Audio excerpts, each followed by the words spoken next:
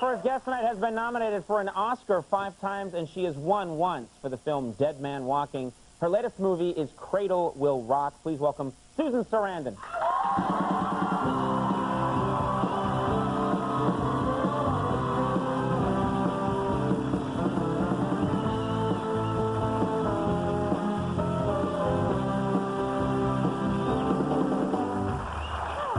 Thanks so much for coming.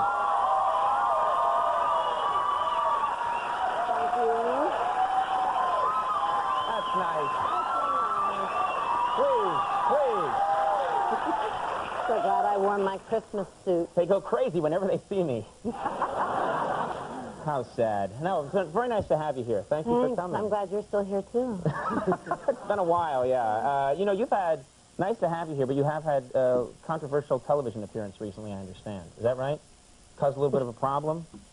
For some people, it caused a problem. Yeah. What exactly happened? You were on The View, the daytime show. Which was great, and I got very relaxed, and we were talking. They asked me a question about my shoes. What kind of shoes you wear? Well, if I remembered what I was wearing when I auditioned for Bull Durham, I guess you kind of had to be there to get the. But anyway, and I said I was wearing my F-me pumps, and I thought if I used it as an adjective, it didn't count. You know, it wasn't a verb. Wait. Wait a minute. So you actually said the word. I said the bad F word, yeah. You said the bad F word. It kind of just slipped out, you know, and then I thought, well, they'll bleep me. They always bleep you, right? But they didn't bleep me. It went right out. Seriously. Everybody, and that's kind of in the middle of the day. Yeah, there are a lot of people at home watching, making cocoa and knitting. I guess. I'm thinking, I like that Susan Sarandon. Let's hear what she has to say. They're thinking, I liked that Susan Sarandon. Now, did this cause a problem, and were they upset? Well, yeah. Well, I mean, some people called them, so they had to say they were upset because, I mean, you know, that they had to wipe their hands of that. But right. I don't think they were devastated, but it was a bad. My bad. It was my bad. I shouldn't have done it. Now, you have kids. Were your kids watching the show, or were they around when No, my kids lead productive lives. They were in school. They can't sit at home and watch me, and they're not even interested in seeing my movies, let alone my TV appearances. They were in school, but they heard about it. It got around. Got around the cafeteria. It got around pretty fast. And what's your policy with kids and... I say use it appropriately or else it stops being worth anything. If you just use it all the time, then people think you're just stupid.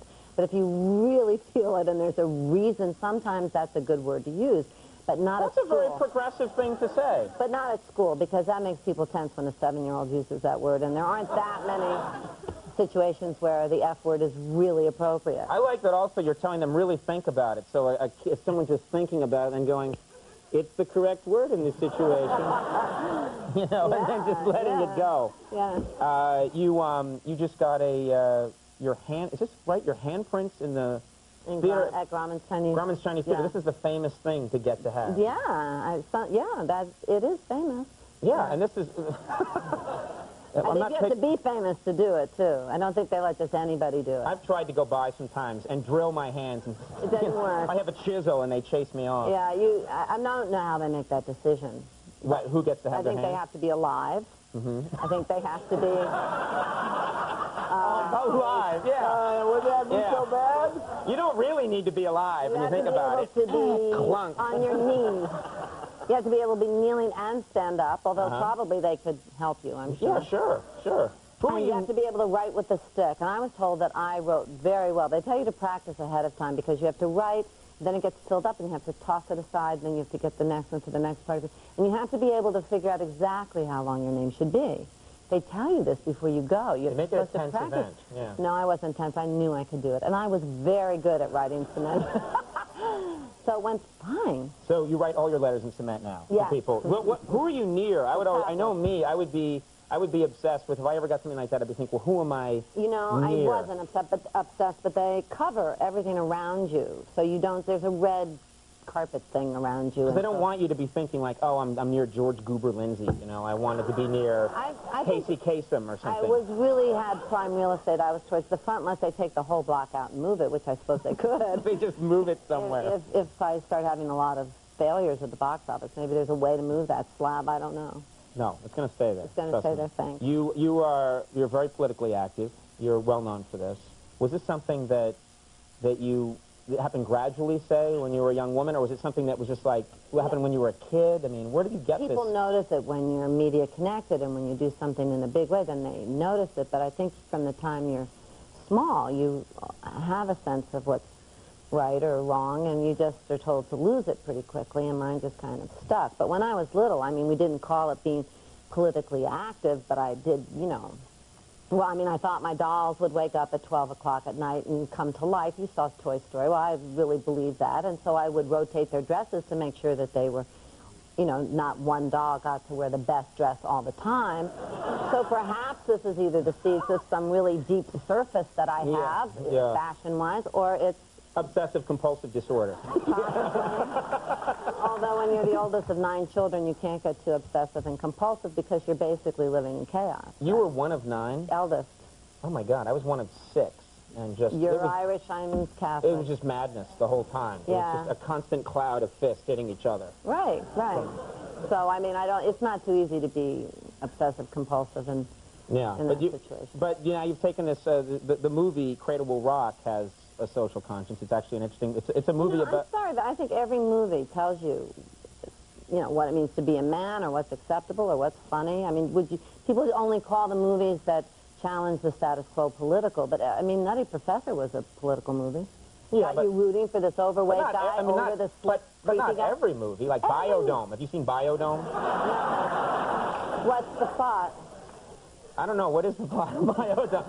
They live in a bubble. Guys go in a bubble. No, I'm sure they're telling you something. I'm sure that they're telling you what's the heroic thing to do or what's the right thing to do. There's usually a moral. You're saying I'm saying that, you know, they tell that if you treat a woman badly, you're telling people how to treat women. If you tell people that it's funny to laugh at that situation, and they're telling, every movie tells you something and tells you what you're supposed to look like to be attractive. Every commercial, so are they political? You don't want to, you know, I just get pissed off because it means people go, oh, it's political. I don't know if I should see it. Oh, well, I think people should see it because it's a good story. It's a true story. It's about the WPA Theater Project, and it's just a compelling story. It's something that really happened. It's about where's your bottom line. You know, like, where's your bottom line?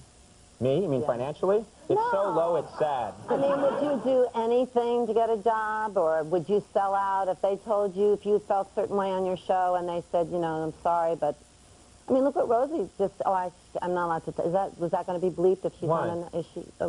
Why? She's on another talk show, but she just withdrew. What do you think this is? Who? Yeah. Who are you? No!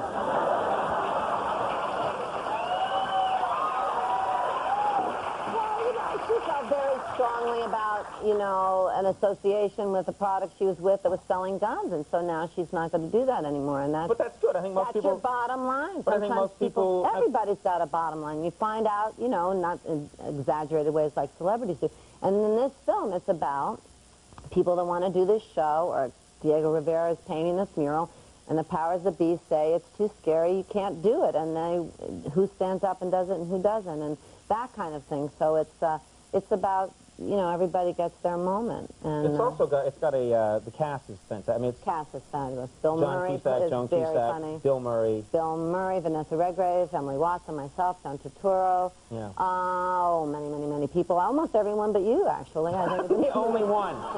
The only one. There's a scene where I'm leaning my head in and you pushed me out very quickly. Yeah. I fought for that to be in. Yeah, I'm sure. Well, Cradle Will Rock is now playing in New York and Los Angeles, opening nationwide on Christmas Day, and Anywhere But Here is also in theaters now. It is, but I don't know if it's in Manhattan still. But it's around, and we're trying to get it back for you in Manhattan. Go see that one. So go see that. But we don't have time for a clip, then, huh? Do we have a clip? I didn't know we had a clip. What? No, we have no clip. We showed a... Is that bad? Don't they tell you these things when you... Yeah, they told me you had a clip. But that's okay, I'll tell you, it's a fun movie, and John Cusack plays Nelson Rockefeller, and I could do the whole scene. Do you want to be Rockefeller? Okay, I'll be Rockefeller. I'm rich! And I don't want that mural. Tell Diego Rivera to cheer it up a little bit. I won't do it! No, that's what you say. Oh. Tell him to cheer it up a little bit. Cheer it up a bit! You want me to tell him? You want me to tell him to cheer it up a bit? I have an Italian accent. Yeah, cheer it up a bit. Wasn't that a great scene? You know... Thank you very much. You actually just got me Oscar buzz. So thank you very much. First time in my career. Susan Sarandon, thank you very much for coming here. Paul Reiner coming up. We'll be right back.